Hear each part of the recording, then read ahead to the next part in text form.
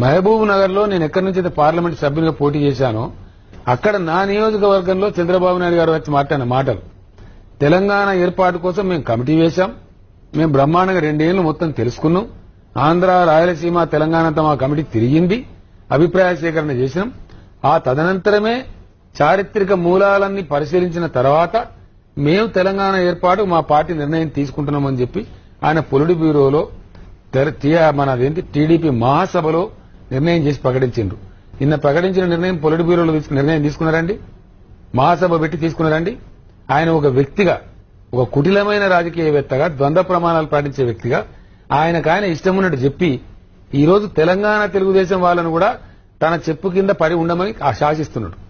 రెండు ఇప్పుడు ఇంకోటండి శ్రీనివాస్ గారు, మీరు వినాలి, ఇది మీ ఆత్మతో మీరే ఆలోచించండి. మీరు పడుకోబోయే ముందు నేను కూడా ఒక బ్రదర్గా మీకు చెప్తా ఉన్నాను.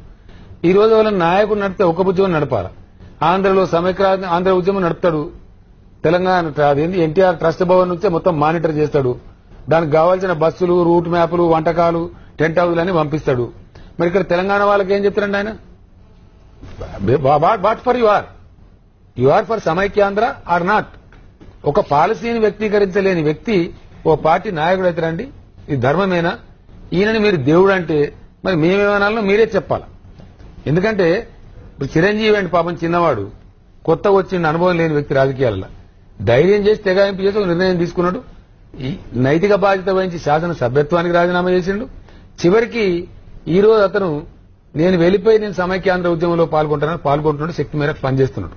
It can be understood. But what about Chandrababu Naidu? ఆయన ఎమ్మెల్యే సభ్యత్వానికి రాజీనామా చేస్తాడా? నేను ఆయన నేను నిందించలేదండి. ఆయన అడిగింది ఒకటే, నువ్వు ప్రజలకు బాధ్యత వహించే ప్రధాన ప్రతిపక్ష పార్టీ నాయకుడవు, మీ పార్టీ పాలసీ ఏమిటి? సమైక్యాంధ్రనా, తెలంగాణనా?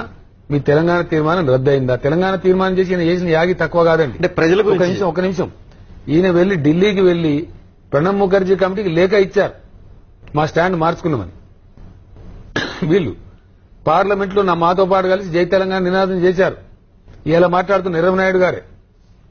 మరి ఈ రోజు అక్కడ ఎమ్మెల్యేలు రాజీనామాలు చేసిపోయినారు, ఆంధ్ర ఎమ్మెల్యేలు. మరి తెలంగాణ ఎమ్మెల్యేలు 39 మంది ముక్త కంఠంతో చెప్తున్నారు, మేము కూడా రాజీనామాలు చేస్తాం, మా పార్టీ డిఫర్ అయితే అని చెప్పి. మరి ఈయన దీనికి నాయకుడా, దానికి నాయకుడా, దేనికి నాయకుడు? అసలు ఆ పార్టీ పాలసీ ఏంది? ప్రజలకు చెప్పిన వ్యక్తిని, చెప్పనటువంటి వ్యక్తిని చెప్పలేని స్థితిలోను మీరు వికటక వేశారండి. నేను టీవీలోకి వస్తాను, నేను కూడా చూశాను.